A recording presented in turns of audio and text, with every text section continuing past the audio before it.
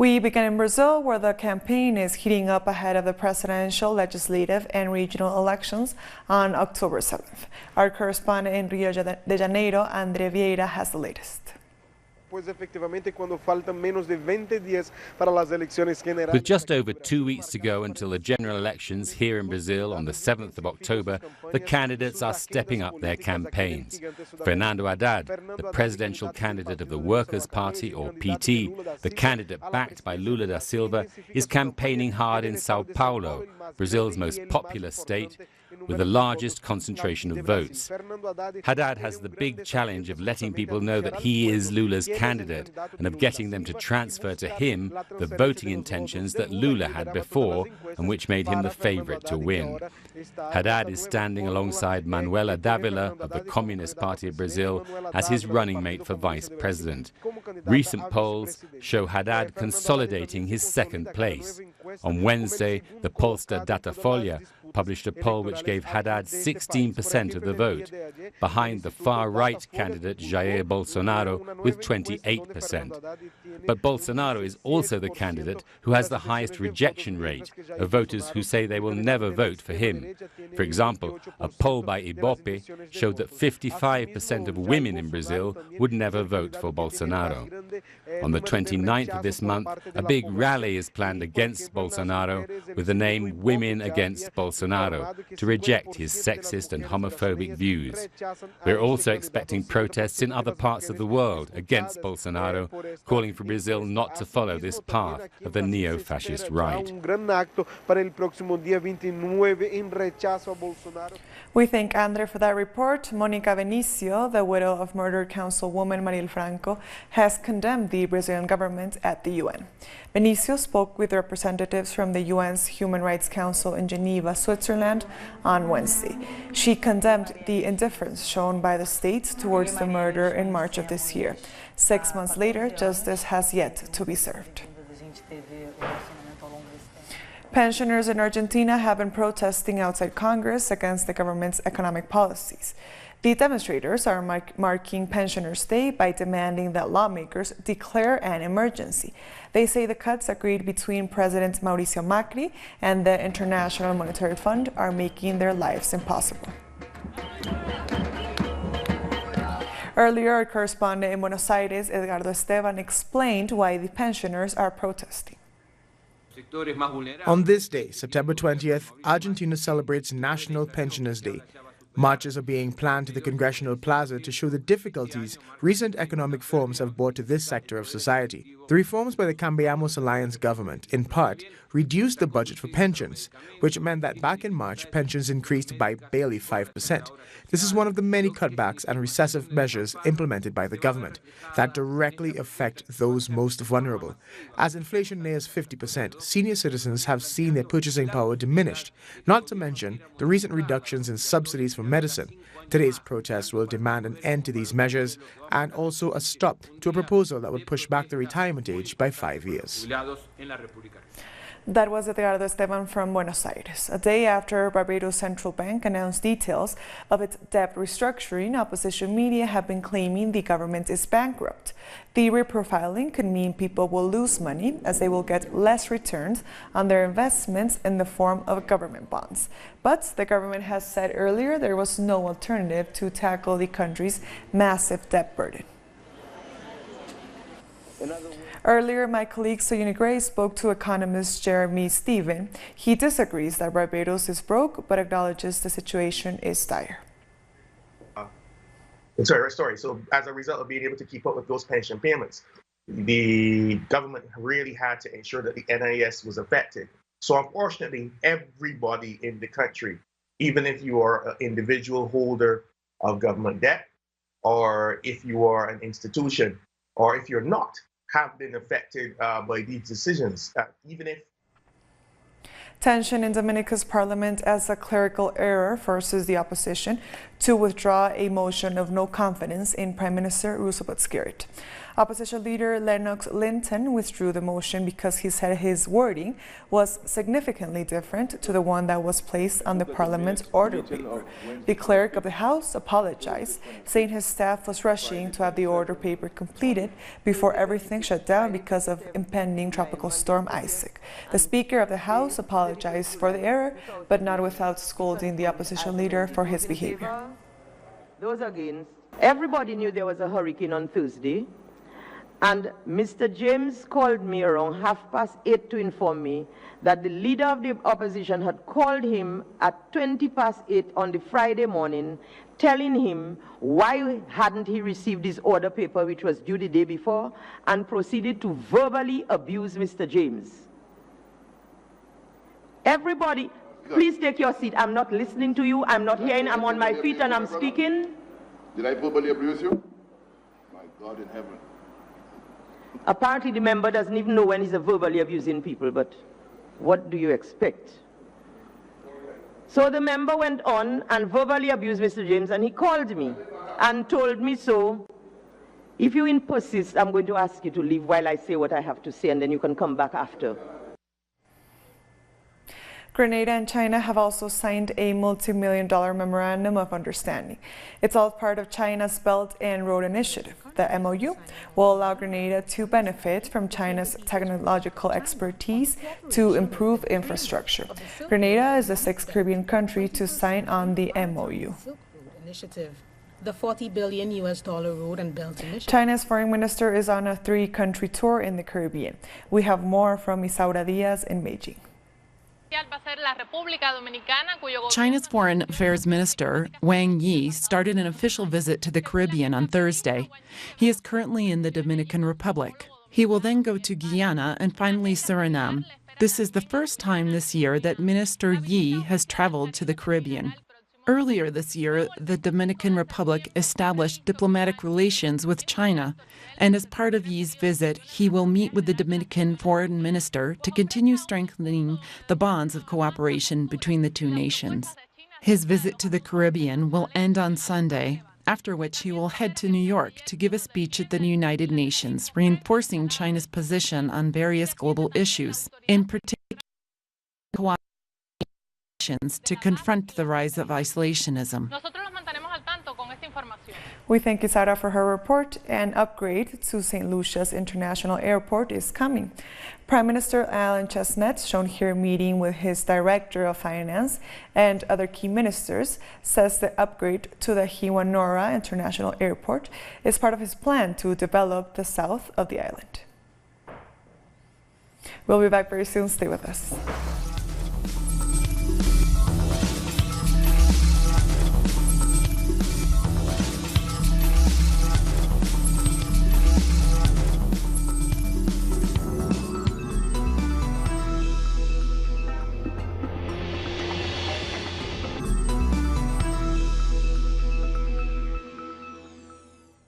Welcome back. Venezuelan migrants continue to sign up for the government's Return to the Homeland plan. This Thursday, another group is coming back from Colombia.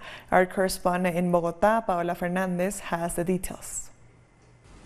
The Venezuelans returning home made the final arrangements at the embassy in Bogotá. In the afternoon, about 76 people are finishing the registration process. They will then travel in 2 buses to Bucaramanga, where they will join 2 buses and then all travel on to Cúcuta, where they will cross the border into Venezuela. There they will receive medical care, as happened with the last group, and meet up with their families. And earlier this week, a second flight arrived from Peru with 90 Venezuelan migrants as part of the government's return plan. One of them was Freddy Chirinos. He lived 6 months in Peru and says it was the most difficult time of his life. Here's his story. A rainy morning in the state of Miranda, where Freddy Chirinos was reunited with his family after spending 6 months in Peru. He shared the experience with Telesur. For him, it was the beginning of a new era. We are almost at your house. How do you feel? I'm really happy. Very anxious to see my family, my wife. It has been 6 months since I've been abroad. It's time to see his family at last. He told us his 6 months in Peru had been the most difficult in his life. I had some offers from friends who said, "Come, everything is okay here."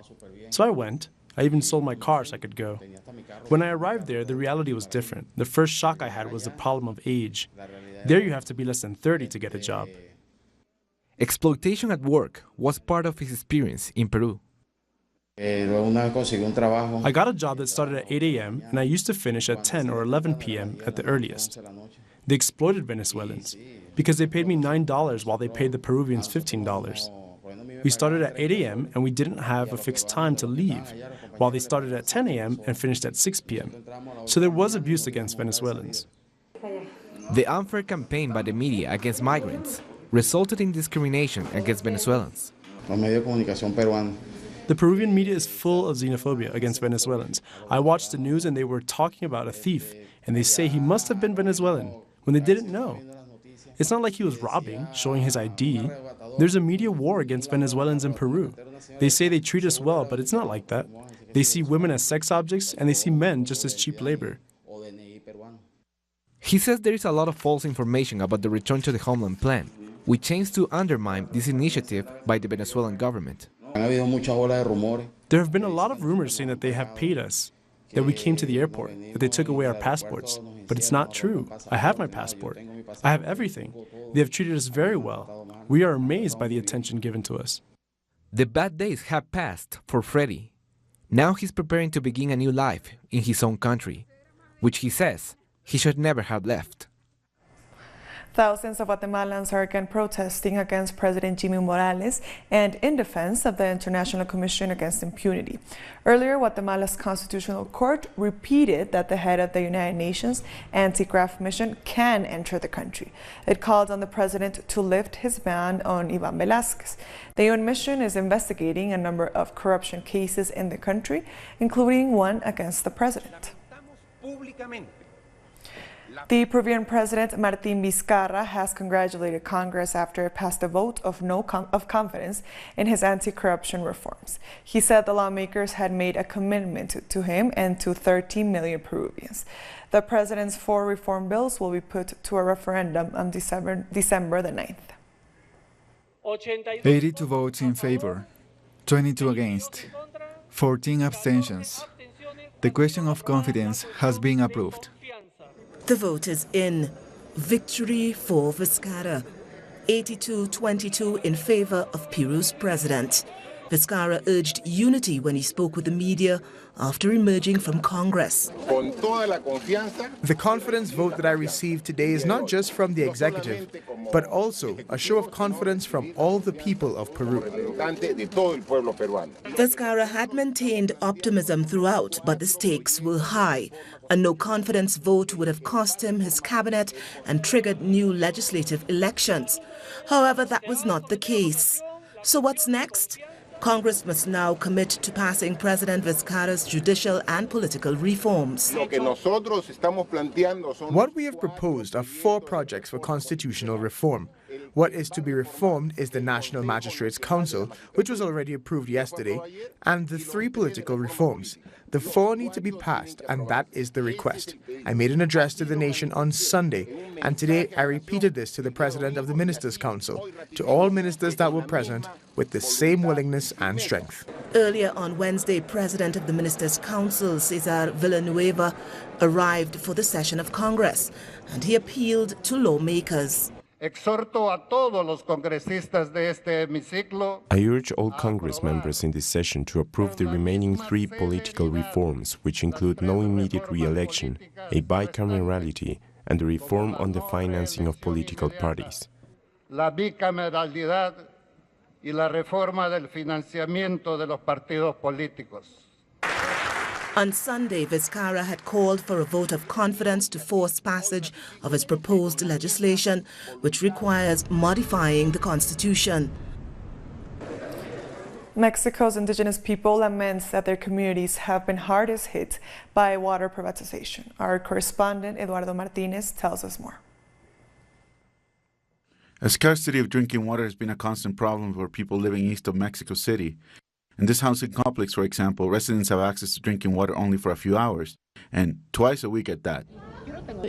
We have many elderly people who are not physically able to make the trek to collect water and carry it back up. We have a third floor. We seek residents, people with weak bones, and there are also many children. Our building sometimes cannot be clean as we don't have the water for it, or even water to wash clothes, bath, or for cooking. Statistics reveal that some 44 million people lack drinking water in Mexico. Most of these people are from indigenous communities. Most times there's no water for weeks. This problem has existed for over a decade, and for years they have kept promising us water free of charge, but what comes out of the tap is horrible quality, certainly not fit for consumption. The cost of these water problems vary throughout the country. This group of communal landowners believe the state of San Luis Potosí is trying to deprive them of their livelihood. There's no water to irrigate their crops. What we have is very little water, mainly surface water. Yet, there is a steady growth of both the mining and agro-industries. They mainly produce tomatoes for export, and for that, they use up all of the available natural resources. In the town of Tlanixco, in the state of Mexico, a group of farmers was accused of murder, but their families say they're trying to desperately safeguard the water for their communities. Unfortunately, the state of Mexico, together with the floriculture companies in the municipality of Villa Guerrero, have mostly used the water for agriculture. Already in the year 2000, my husband and other people were part of the Committee for Drinking Water. Various social groups met to discuss the water situation and to offer recommendations to be included in proposed legislation, which the National Regeneration Movement will present to the Senate. They should include a language in the proposal that will lay the foundation for a future law that would prevent any privatization of waterworks. Indigenous communities are demanding consultation ahead of the mega project, while people in urban areas are calling for proper management of existing water resources. Colombian President Iván Duque's decision to strip power from peace negotiators has divided Congress. Some lawmakers have called this decision the beginning of the end for the ongoing peace talks with the ELN.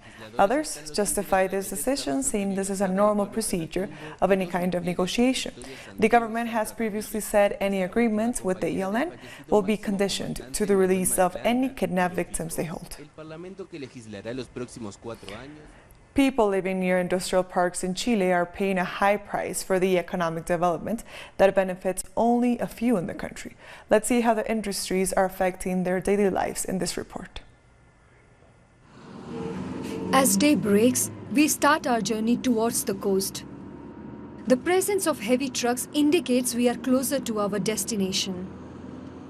After more than an hour trip, we finally arrived to the Puchuncavi commune, one of the small communities in the coast side of the region known as sacrifice zones.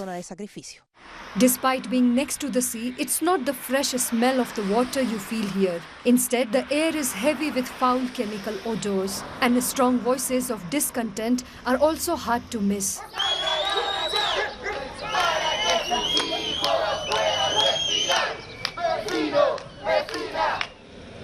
Just 160 kilometers from the capital, Puchuncavi and Quintero lie on a big sea bay. Here, someone visualized that the bay can be used for industrial projects, only thinking about their economic benefits. Chilectra, the first company here installed in 1958, is one of the biggest private electric companies in Latin America. After that came many others, like the thermoelectric power plant AES Jenner, the copper smelter Codelco, the National Petrol Company ENAP, and so on. In total, 19 big companies. All these companies have been polluting the area for years. Very little remains of the area's natural wealth. It is used to be the third biggest producer of vegetables in the country. But now, the lack of agricultural products is forcing people to leave. We all know how capitalism is. It's evil. They do not care about human beings. And here we are suffering from its atrocious consequences.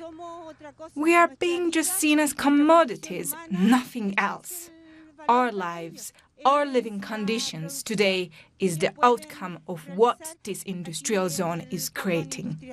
There has been widespread criticism of the neoliberal economic policies introduced during the dictatorship and continued under democratic governments. We don't like that a percentage of our people have to be martyrs in order to achieve economic growth, and not for the benefit of the ordinary masses, but for the benefit for the rich. People continue to suffer the consequences of pollution and keep fighting against a system that sees them as just collateral damage in the accumulation of wealth. We'll take a short break now. Don't go away.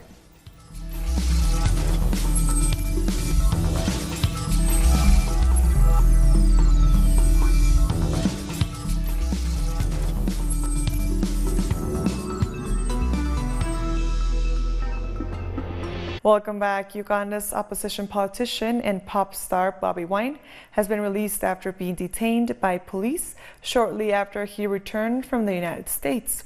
His supporters defied a heavy security presence and gathered at his residence to welcome him.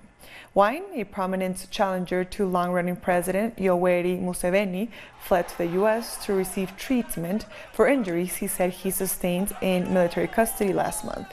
He expressed his anger, saying millions of Ugandans want to be free just like him. Right now we are actually slaves in our own country.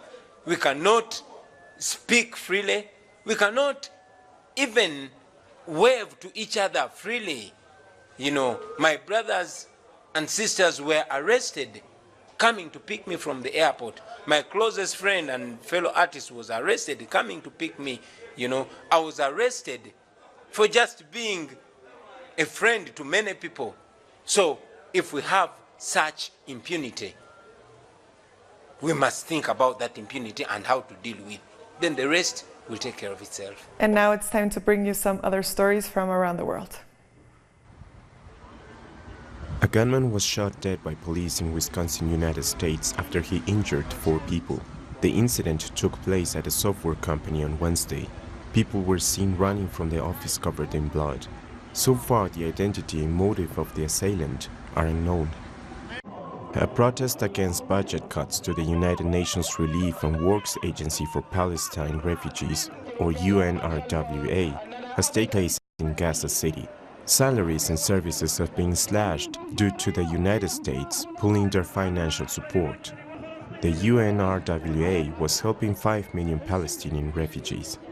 The decision to end the contract of 1,000 employees that has been taken by the UNRWA administration is very dangerous. This decision cannot be accepted. Since it was made a month ago, we've tried with all the concrete and administrative ways and mediations, but the UNRWA administration refused all the solutions and insists on the dismissal of those employees. So we will continue our movement by all means, such as a big protest and open strikes. Old-age pensioners clashed with riot police in Madrid, Spain on Wednesday as they protested for higher pensions. Demonstrators had to be held back as they tried to raid the Congress of Deputies building. Politicians had to leave dirty at Parliament to intervene. The newest and undoubtedly the cutest members of the police canine unit has stolen the show at a Chilean military parade. A group of 45-day-old golden retriever puppies marched with their trainers during the annual military parade in the capital.